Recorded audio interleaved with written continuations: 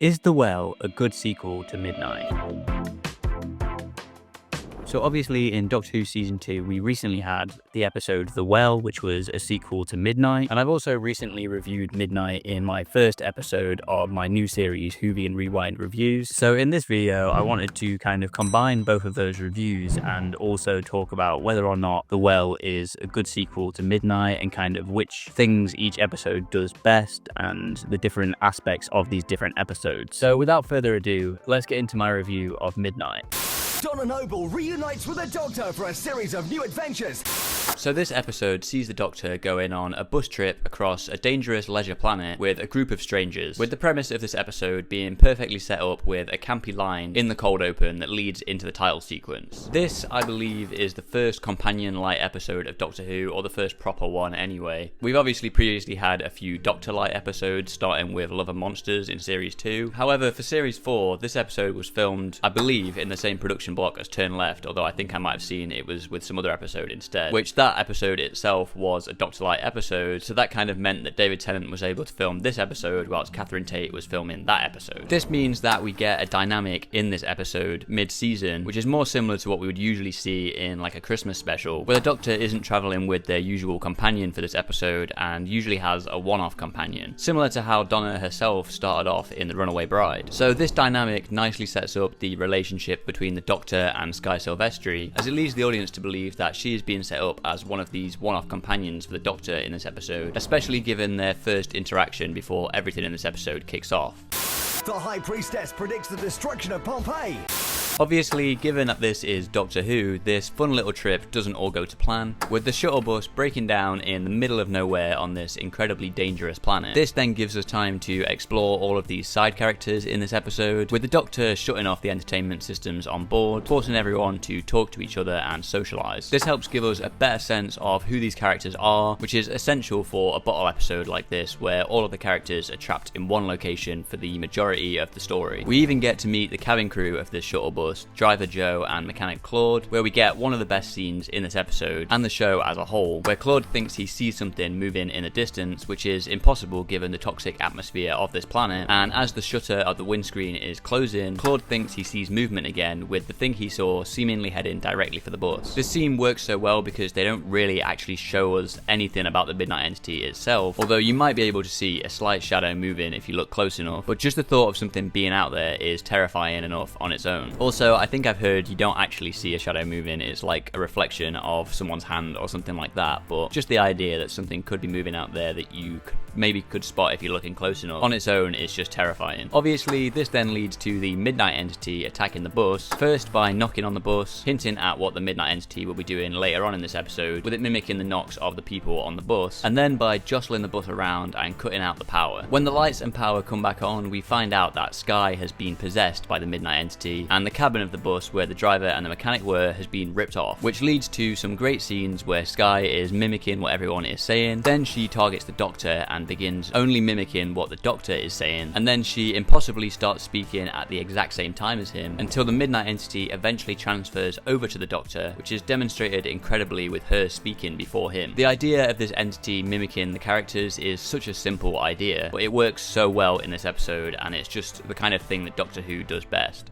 Commander Score gathers his Sontaran troopers to battle Earth. This then leads to the thing that I think this episode does best, which is showing paranoia and herd mentality. When the shit hits the fan, these characters, who were previously getting along really well, all of a sudden start turning on each other, including Dee Dee, who previously seemed to be someone who would get along with the Doctor very well. The only person who maybe still seems to be on the Doctor's side and seeing any sense in this situation is Jethro, but he is also then peer pressured into submission by his parents and likely not wanting to seem like the odd one out, which obviously is kind of what herd mentality is all about. Eventually, the hostess is the one who sees some sense during this chaotic situation, stopping Biff from dragging the Doctor out of the airlock of the shuttle bus, realizing that the entity is still in Sky, and sacrificing herself to get rid of Sky and the entity, banishing it back onto the surface of the planet. After all this, when everything has calmed down and returned to normality, everyone who was literally just trying to eject the Doctor from the bus suddenly start pretending as if they hadn't just all turned on him and tried to kill him. This also leads to a great moment in this episode where the Doctor asks the hostess hostess, what was her name, showing that everyone on the bus was so prioritized in saving their own skins, they didn't even find out the name of the person who had just saved their lives and was making sure everyone was safe. The episode then ends with a nice scene between the Doctor and Donna, with Donna asking the Doctor questions about the Midnight Entity and what should be done about this, with the Doctor at one point saying the phrase molto bene, which Donna then repeats, leading to the Doctor telling her not to do that, showing how much trauma he experienced during this episode, which is something that we don't often see from the Doctor.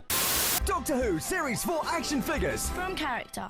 So, is Midnight the best episode of Doctor Who? Well, for me personally, it's not my personal favourite episode, but I can definitely understand why it is for other people. With that being said, it's definitely at least in my top 5, maybe even my top 3 episodes. And with how quickly and cheaply this episode was made, it works incredibly well with such a simple premise. It perfectly explores paranoia and herd mentality in such a simple but effective way, and we hardly ever see the Doctor this scared, especially for a creature we can't even see, which is another aspect of this story that I haven't really discussed yet. We don't even know what the Midnight Entity is, or what it looks like, or what it wants, which is just incredibly effective, especially once again on such a low budget and quickly written episode that was practically almost thrown together as far as I know. I believe one of the other things I read in the trivia was that Russell T Davies wrote this in 3 days. I think I've heard that it was written in a week or 2, but once again, with how quickly this episode was written, it works so well, and obviously has become a lot of people's favourite episode of the show. If I were to give this episode a rating out of 10, I'm stuck between a 9.5 or a 10 out of 10, but if I were to give this a rating out of 5 stars, I would definitely give it 5 stars, not 4.5. Okay, so that's my review of Midnight, the first part of this kind of almost 2-part story, I guess we could call it. Now let's get into my review of the latest episode in this kind of saga, The Well.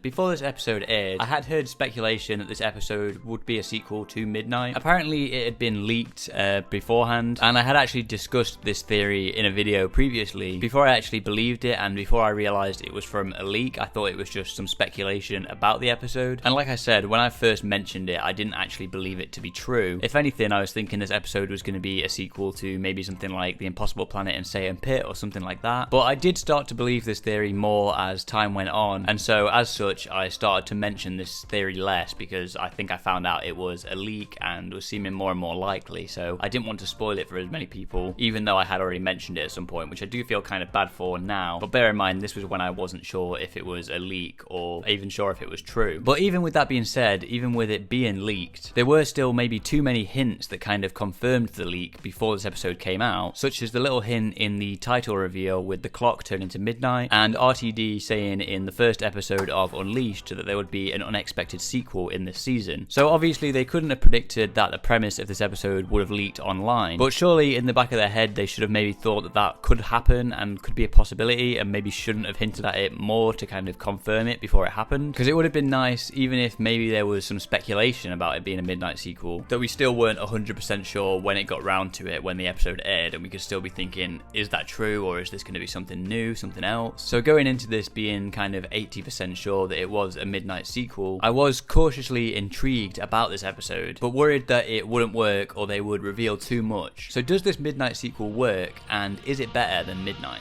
Okay, so right off the bat, I'm glad they're still continuing with each episode flowing into the next episode. Obviously, this one takes place immediately after Lux. They're still in the same outfits, just like how last episode immediately took place after the Robot Revolution. I like this more serialized feel to the series, especially with it only being an 8-episode season now, which I think would have worked well for last season as well, instead of having the 6-month time jump that we got in the Devil's Cord. And we also obviously still have some references to the overarching story of this season, with mentions of Earth and the other characters who should know what Earth is, having never heard of it. But the big question I have about this cold open is, how did they happen to get changed into the exact same spacesuits that everybody else had? Even down to the helmets automatically sealing so that they are protected, and having those kind of propulsion systems in that stop them or help them land when they're landing on the surface. So spoilers for the rest of this review, but this is probably my main issue with this episode because it did really take me out of the episode. Maybe this could have been a good excuse to bring back the orange spacesuits, because then every model modern Doctor besides 9 would have worn it, and it wouldn't have taken me out of the episode as much as it did. But like I said, that's like the main issue I have with this episode, and it is kind of a nitpick, although it did take me out of the episode when it happened. And technically we do still get a return of the orange spacesuits because they have a repainted helmet from the orange spacesuit at the end of the episode that Alice is wearing when she's leaving this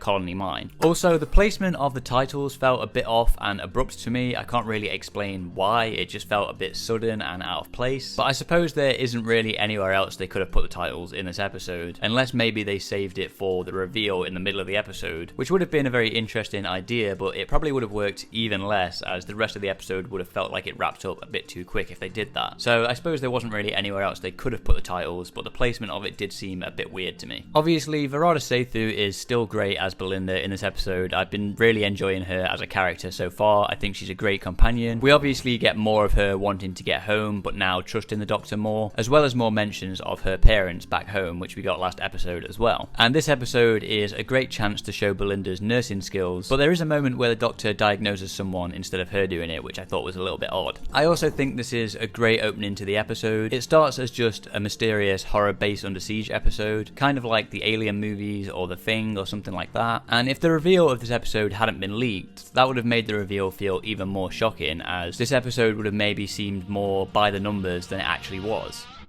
Rose Ayling-Ellis was a great supporting character in this episode as Alice Fenley, and we also have the whole thing of Alice being deaf and using sign language and subtitles, which I thought was a fun inclusion to this episode. I think this was a good addition to the story and a great bit of inclusivity, as it doesn't feel like Alice being deaf is the focus of the story. Alice just happens to be deaf, and it still affects the story by making everything more difficult to deal with, but it isn't the focus of the story, which I really appreciated. And obviously, the Midnight Entity returns in this episode, and even though I was 90% sure this was going to be a sequel to Midnight before watching it because it leaked before, that reveal still really worked for me personally. I thought it was done really well, and it was giving me similar vibes to when I first watched The Legend of Ruby Sunday and they had the Sutekh twist at the end, which obviously Empire of Death didn't quite land for me as much, but that initial reveal at the end of Legend of Ruby Sunday really worked for me, and this was very similar in this episode. Now, I was worried about the Midnight Entity returning. My original speculation from that last shot of the Next Time trailer we got last week made me think that we were going to see the Midnight Entity doing the same thing again, because that shot looked very similar to when the 10th Doctor was possessed by the Midnight Entity in Midnight. So I was worried that the Midnight Entity would just act the same as before, just in a different location, but luckily they did something different with it in this episode. Likely because, at least from what RTD suggests in Unleashed, this wasn't originally intended to be a Midnight sequel when it was first written. It seems like originally this episode was likely written as a completely original monster by Sharma Angel Warfall, but then RTD realised it could suit the Midnight Entity and rewrote some of the parts for it to fit that, hence why he has a co-writing credit in this instead of it just being written by him or just being written by Sharma Angel Warfall. Although that does make me think how much of this was written by Russell, because I would have assumed that this episode was mostly written by Sharma and that Russell just came in to add some of the Midnight stuff, but I do believe he had top billing for writing credits in this episode, so maybe he ended up rewriting most of the story. I'm not really sure. But personally, I think this still works for me as it fits with what the Midnight Entity would do, but it's just messing with them in a different way to what it did before. I'm glad they also didn't show us what it looked like or reveal too much about it. Obviously, if you pause it at the right moments, or if you watched Unleashed, you can basically see what the Midnight Entity does look like in this episode. But for the episode itself, it does really work. And like Russell said in Unleashed, if you're going to do a sequel to any story, it shouldn't be Midnight, because you could easily mess it up and taint the original story, like they did with Pyramids of Mars last year. But luckily, I think they did this really well and pulled it off. Also, unless I'm understanding the mechanics wrong, there is a moment where Alice does a full 360 when she's saying "I'm clean" to the rest of the troopers, which I would have thought would have killed everyone following the rules of this monster. But like I say, maybe I'm misunderstanding the mechanics of this monster. Maybe she has to stand still for a little bit for it to work, or maybe it was just an in-the-moment acting decision that they didn't really pick up on. Also, the line "if it was a clock face, you die at midnight" was a little bit too on the nose for me personally, but I know it worked for a lot of people.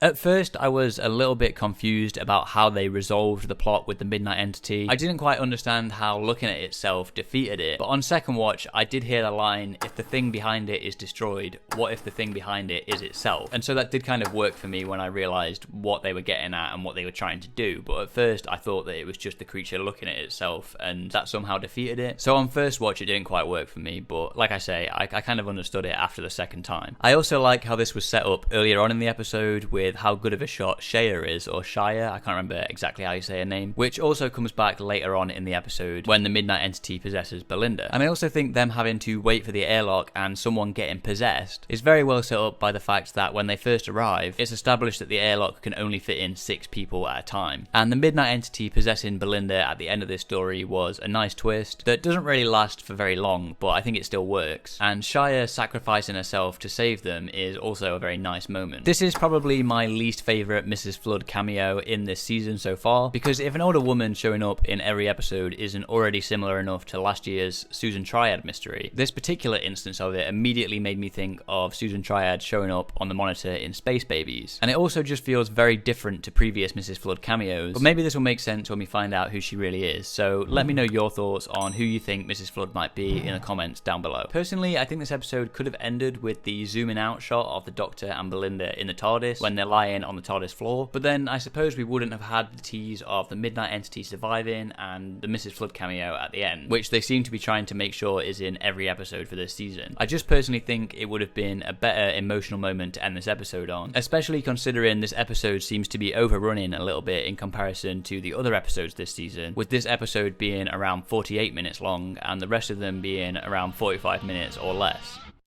Overall, The Well is a great tense horror episode of Doctor Who, and a sequel to an episode so great that it probably shouldn't be touched, yet luckily it still works. This is likely thanks to them not giving too much away about the Midnight Entity and doing something different with it. Now, could this have maybe worked better if it wasn't the Midnight Entity and was a brand new monster? Probably, but I personally still think it works as it's still very in character for the Midnight Entity, just messing with them in a different way.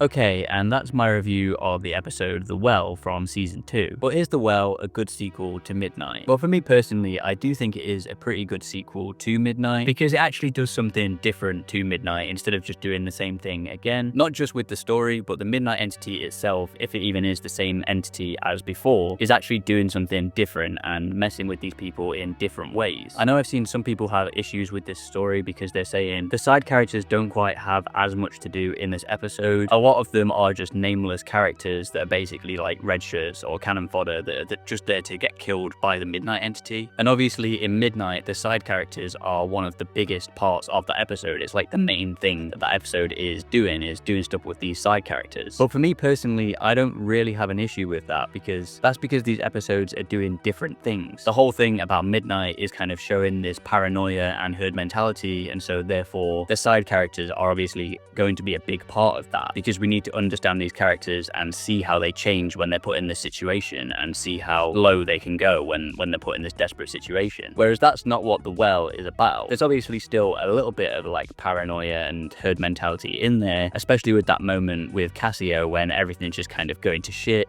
and people are just trying to save their own backs and not get killed by this entity, especially Cassio himself, which obviously leads to him getting killed. But The Well isn't about the same things as Midnight. It isn't about showing herd mentality and paranoia. There's just a little bit of that in there, mostly due to what the Midnight Entity is. Like, it's a kind of nameless and ambiguous thing that you can't see or understand. So there's still obviously a bit of that in there, but The Well isn't trying to do that like Midnight was. So for me personally, I think for those reasons, it is a good sequel to Midnight because it's doing something different. But at the same time, I guess this episode didn't really need to be a sequel to Midnight. It could have just been its own thing, which it seems like it was to begin with until RTD changed that. But I don't think necessarily that the reveal of it being a sequel to Midnight, the reveal that they're on Midnight and there's the Midnight Entity or another Midnight Entity in this episode, I don't think it necessarily hurt the episode, but I don't think it was necessarily needed. But for me personally, it doesn't bother me, and I think it was a pretty cool part of the episode, even if it is mostly just a reveal kind of in the middle of the episode that some people, especially new viewers that are going to be watching this new era, won't get. I think for people who understand the reference, it's still kind of like a cool addition to the episode. It just maybe wasn't necessarily needed. But let me know what you think about this in the comments down below. Do you agree with me? Is The Well a good sequel to Midnight? Did The Well need to be a sequel to Midnight. And I would ask which episode you prefer, but